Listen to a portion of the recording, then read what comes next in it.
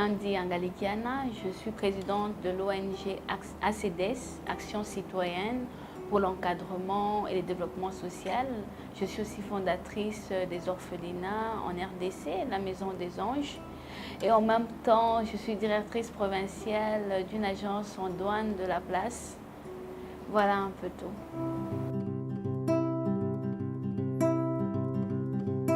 Moi, quand tu as perdu espoir, quand tu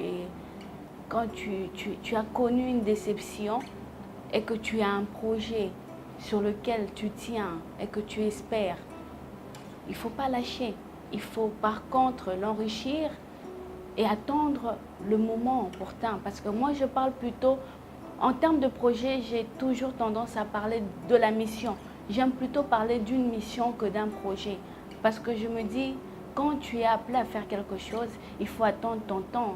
Et le temps, c'est Dieu lui-même. Le temps, c'est lui qui donne la provision. Et le jour qui jugera bon de donner cette provision, tu n'échoueras pas. Parce que tout projet est appelé à être ou à changer le monde, à porter espoir ou à définir autrement la vision que les gens ont positive sur l'échec. Donc du coup, il faut toujours garder espoir et espérer que ça donnera demain.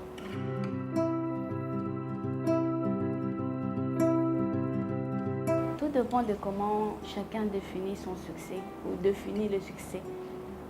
Qu'est-ce que le succès pour toi? Pour d'autres, pour certains hommes, ils pensent que le succès, c'est avoir des immeubles ou avoir des voitures de luxe. Pour certaines femmes, le succès, c'est avoir un homme riche, avoir des promotions au boulot. Pour le jeune, c'est faire des grandes études. Chacun définit son succès de cette manière. Mais parfois, je pense qu'on est basé sur une définition générale, une définition universelle. Et quand on se base sur ça, c'est ce qui nous perd. Tu dois d'abord toi-même fixer ton regard vers c'est quoi ta réussite et qu'est-ce que c'est réussir. Pour moi, la réussite, c'est tout simplement rendre heureux ce qui nous entoure et nous apporter le bonheur autour de nous. Donc du coup, si tu as identifié ce que c'est une réussite,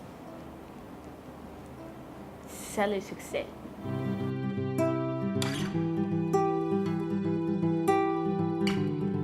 J'ai un mot qui me revient généralement, c'est que Dieu est au contrôle. J'ai l'habitude de dire Dieu est au contrôle. Vous savez, moi, je puise ma foi dans l'amour de Dieu et dans l'amour des humains. Donc du coup, comme je disais tout à l'heure, si j'appelle moi projet mission, et si tu as une mission, Dieu doit trouver sa gloire aussi dans cette mission. Donc du coup, obligatoirement, ça me conforte ces mots, Dieu est au contrôle.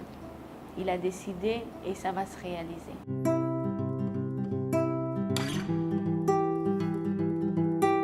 Particulièrement par rapport à mon expérience aussi, je pourrais demander aux entrepreneurs de continuer à être humbles parce que parfois, quand on réussit, on a tendance à être égoïste ou égocentriste.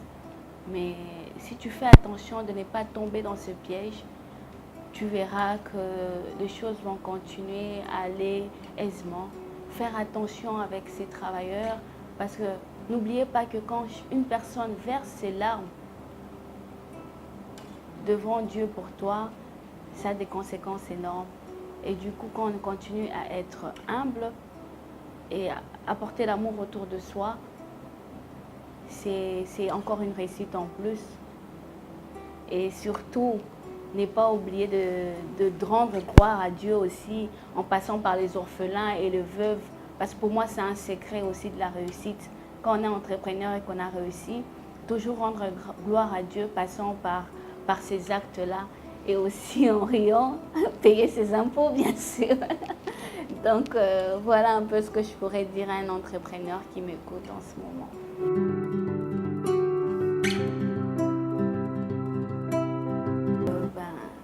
comme mot de la fin, je pourrais dire à tous ceux qui nous suivent